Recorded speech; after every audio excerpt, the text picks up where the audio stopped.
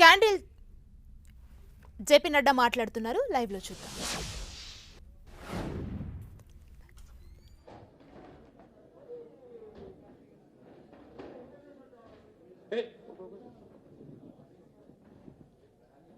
Media మిత్రులందరికీ స్వాగతం. వెనకాల ఎవరున్నా కూడా బీజేపీ కార్యకర్తలందరూ బయటకు వెళ్ళాలండి. ఒక్క చైరు సప్పుడైనా సరే నడ్డా గారు ఊరుకోరు. ప్లీజ్ అందరూ బయటకు వెళ్ళండి. ప్రెస్ మిత్రులందరికీ స్వాగతం. ఈరోజు సాయంత్రం ప్రెస్ కాన్ఫరెన్స్ ఉద్దేశించి భారతీయ జనతా పార్టీ జాతీయ అధ్యక్షులు గౌరవ పార్లమెంట్ సభ్యులు శ్రీ ఈటల రాజేందర్ మన జేపీ నడ్డా గారు మాట్లాడతారు.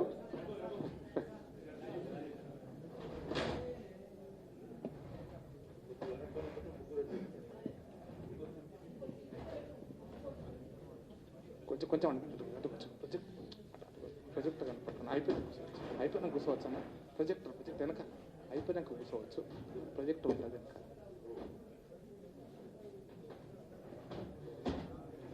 జేపీ నడ్డా గారు ప్రెస్ ఉద్దేశించి మాట్లాడతారు. వేదిక మీద ఉన్న సీనియర్ నాయకులు పరిచయం చేస్తాను.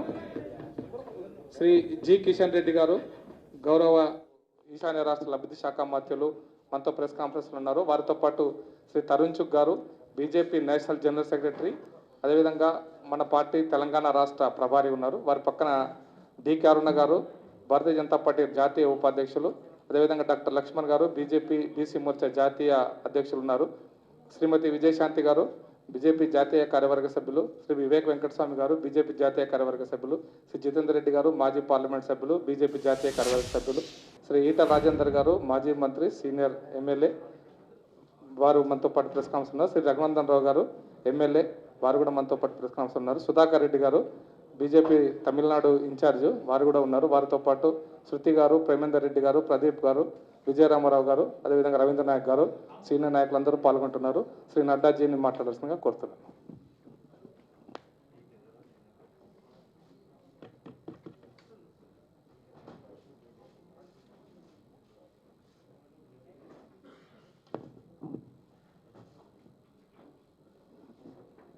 Friends from the media,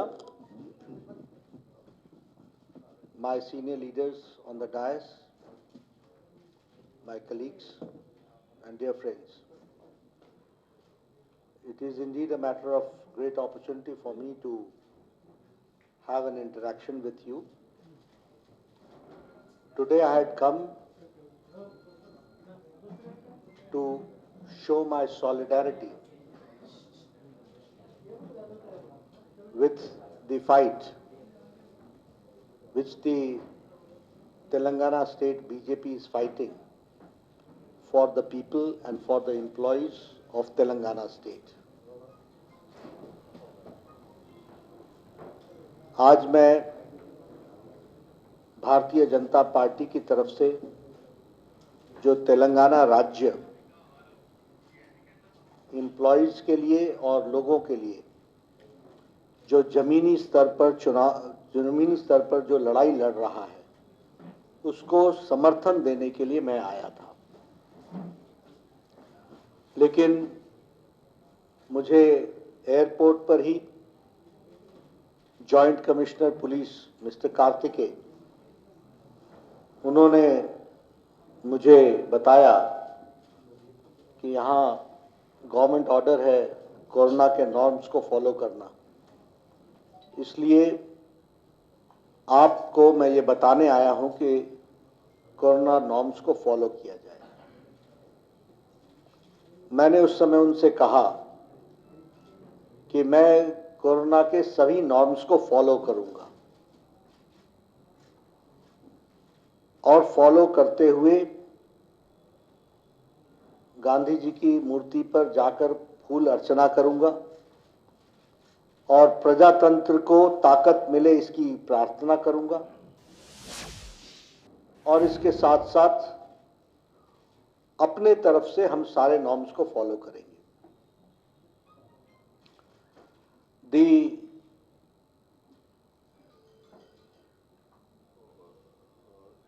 situation of the government was exposed at that point of time when I said Now, do I have the permission? He said, I don't know.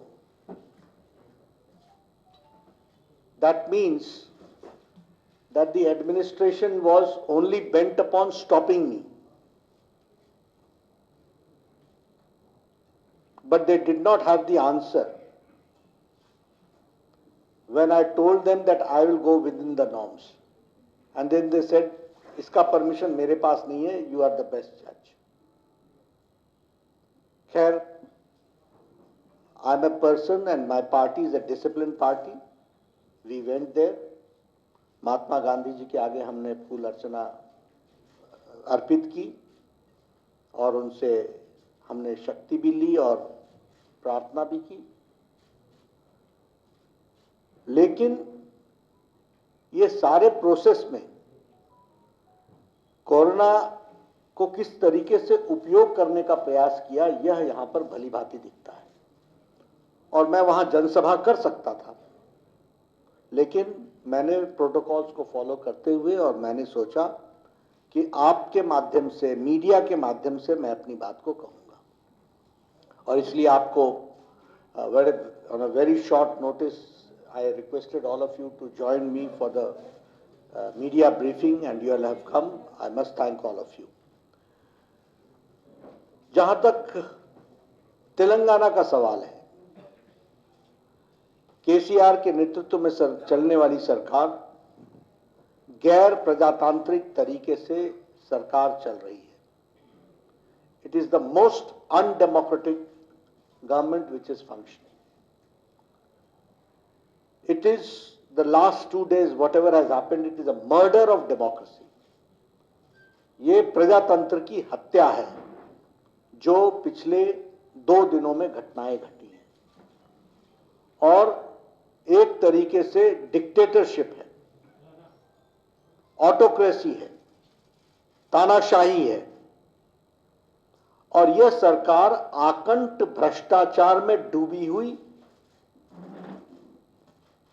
Dynastic rule यहां पर चल रहा है, परिवारवाद चल रहा है, वंशवाद चल रहा है, जिसकी सैद्धांतिक रूप से भारतीय जनता पार्टी लड़ाई लड़ रही है और लड़ेगी और अंतिम समय तक लड़ेगी, जब तक कि हम इस वंशवाद की सरकार को, भ्रष्टाचारी सरकार को, एंटी डेमोक्रेटिक सरकार को उखाड़ नहीं फेंकते हैं प्रजातांत्रिक तरीके से, तब तक ही हम लड़ाई लड़ेंगे। अब मैं बात करता हूं जो संजय बंडी जी के साथ हुआ। सबसे पहले आप सब लोग घटना जानते हैं। ये जो जियो ऑर्डर है 317, ये एंटी एम्प्लॉय है, ये एंटी पीपल है। और being in opposition, it is my responsibility and my party's responsibility to fight for the cause of the employees and fight for the cause of people.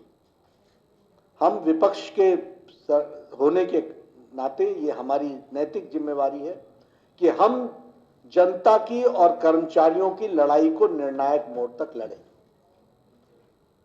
और teachers की, employees यानी teachers भी, बाकी लोगों के साथ भी जो ये जियो ऑर्डर इंप्लीमेंट होता है।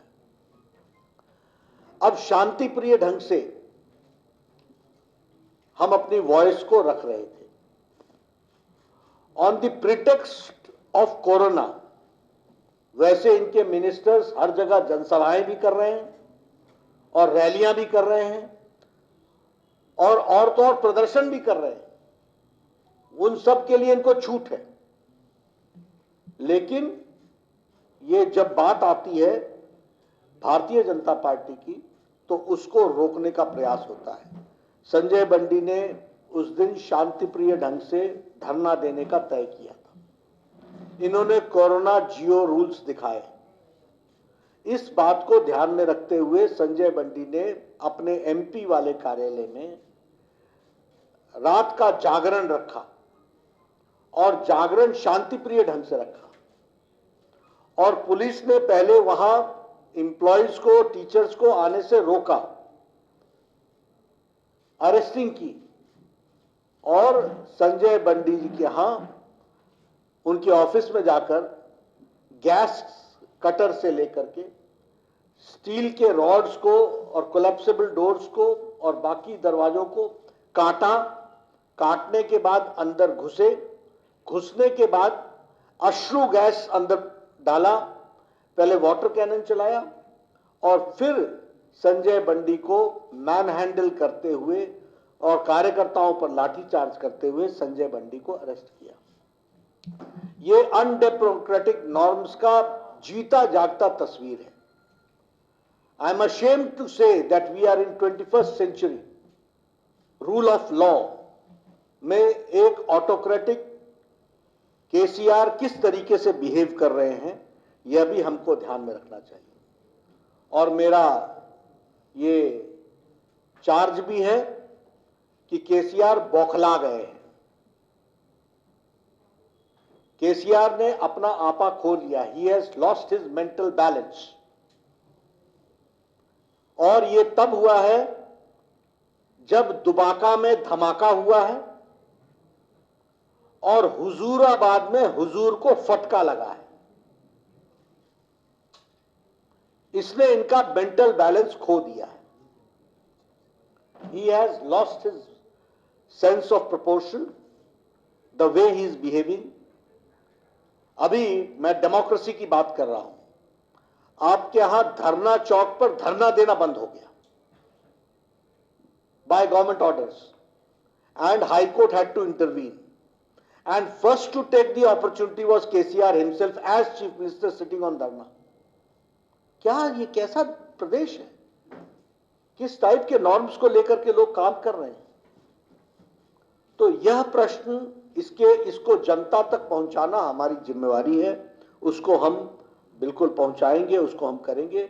ये हाई हेडेडनेस और ये हाई हैंडेड जो एटीट्यूड है, इसको हम इसके खिलाफ हम लड़ाई लड़ेंगे, ये हम कहना चाहते हैं। जहां तक करप्शन का सवाल है, मैंने 2 साल पहले भी आकर के कहा था कि this state is proving to be one of the most corrupt states, and all under the direction of Chief Minister. मैंने पहले भी कालेश्वरम के बारे में बातचीत की थी। Kaleshwaram has become an ATM for KCR. हमारे हिंदी में कहते हैं कि ये दूध देने वाली गाय हो गई है।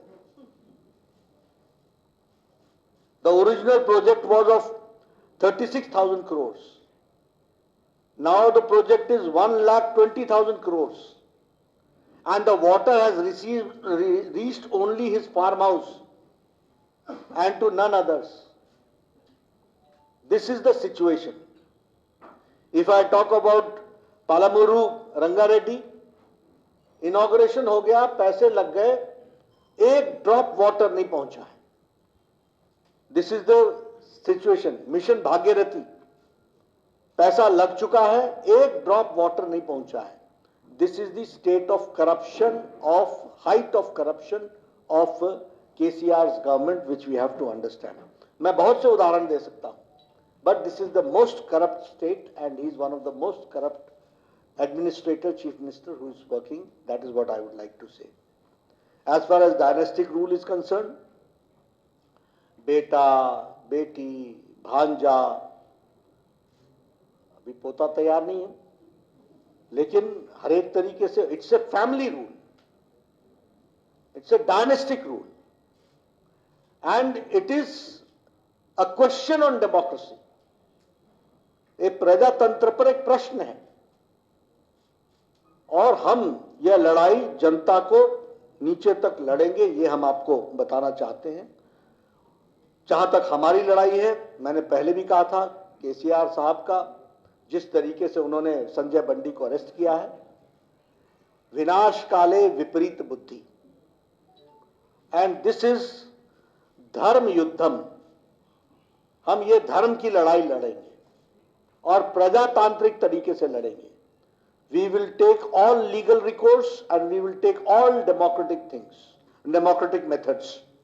हम प्रजातांत्रिक तरीके से इस लड़ाई को निर्णायक मोड़ तक लड़ेंगे और हमारी भारतीय जनता पार्टी को कितना भी रोको, हम रुकने वाले नहीं हैं। अगर हमारे संजय बंडी को अरेस्ट किया है तो हमारा डेली धरना भी चलेगा, हम इसको आगे भी बढ़ाएंगे। आज मैंने शुरू किया है, कल कोई और आएंगे, लेकिन इस लड़ाई को हम निर्णायक मोड़ तक लड़ेंगे, ये हम आपको बताना चाहते हैं। जहां तक मैंने आपके साथ कहा ही कि राजनीतिक तरीके से लड़ेंगे, ये नेशनल पार्टी के तरीके के लिए केसीआर जिस तरीके से बिहेव कर रहे हैं उसका पर्दाफाश करना, ये हमारी राष्ट्रीय जिम्मेवारी भी है और प्रादेशिक जिम्मेवारी भी है, जिसको हम निभा रहे हैं। मैंने तो कोरोना के सारे नॉर्म्स फॉलो किए, and that is why your police commissioner did not have any answer.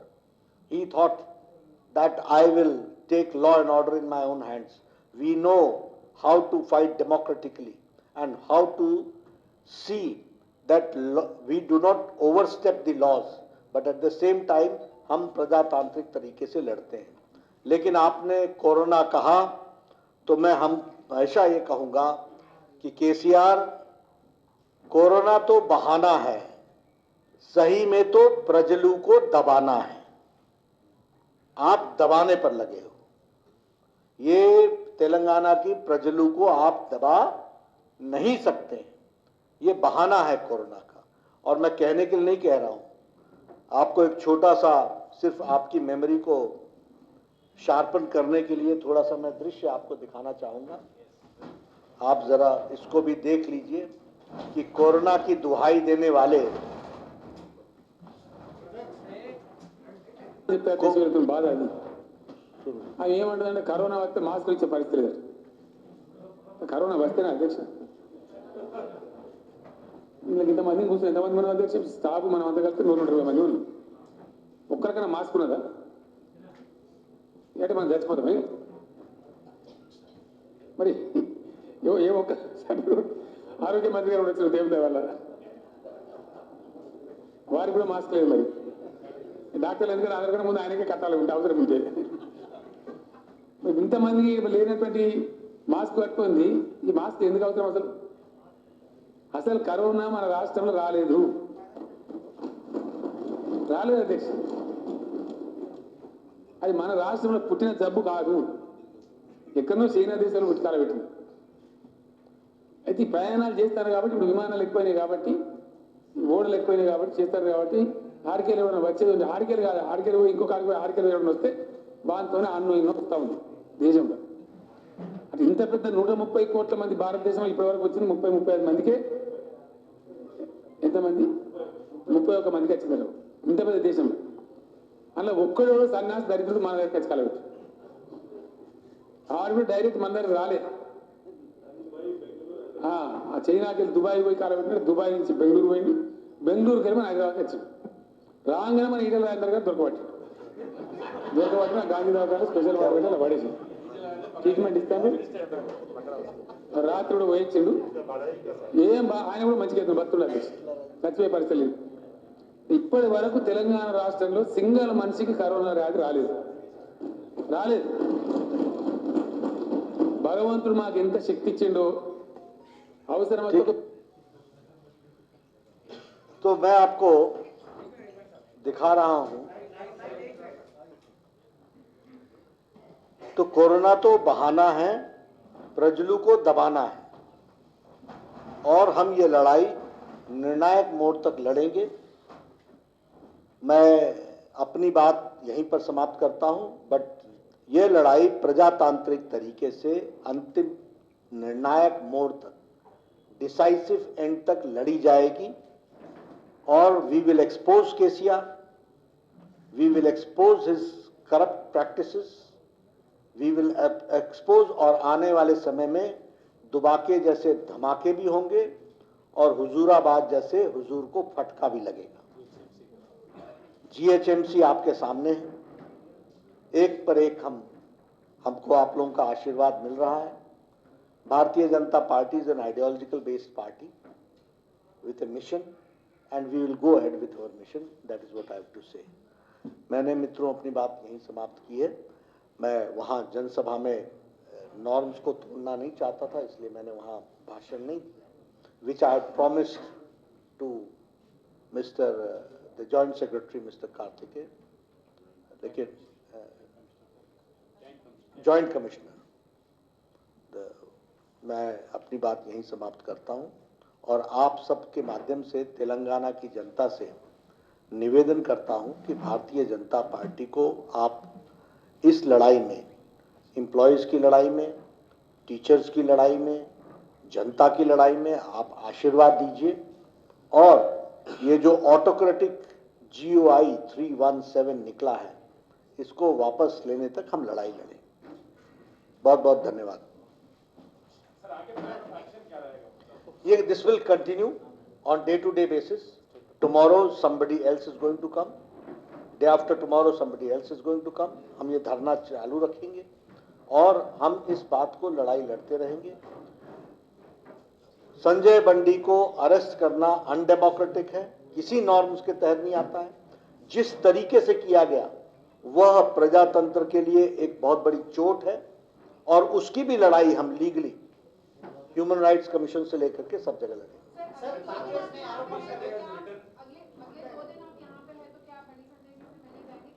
किनसे बताइए, हम उसके बारे में बात करेंगे क्योंकि अदर प्रोग्राम्स भी हैं, उसके साथ हम उसको एसिमुलेट करेंगे।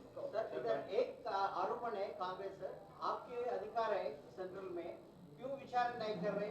इसके भला ये दिखता है ये दोनों के बीच में दोस्ती है, गली में लड़ाई, सेंट्रल में दोस्ती बोलकर आरोपण कर रहे हैं। ऐसा है, कांग्रेस का ये काम है न खुद काम करना न किसी को करने देना और दिशा को भ्रमित करना। हम दिशा जानते हैं, डायरेक्शन जानते हैं। केसीआर से लड़ेगी तो बीजेपी ही लड़ेगी और सफल होगी। किसके बारे में? हाँ, करेंगे, बिल्कुल करेंगे।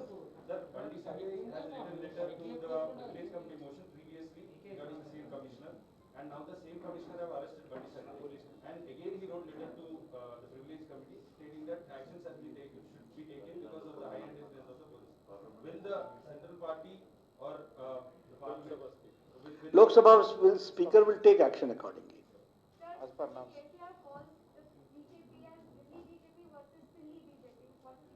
Delhi BJP?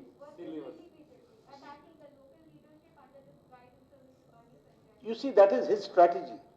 But our leaders are not, they are very mature leaders, and that is why you can see that daily new, very people who are ground, who have got strong base, they are joining BJP, and this is being done by the mature leaders of BJP only.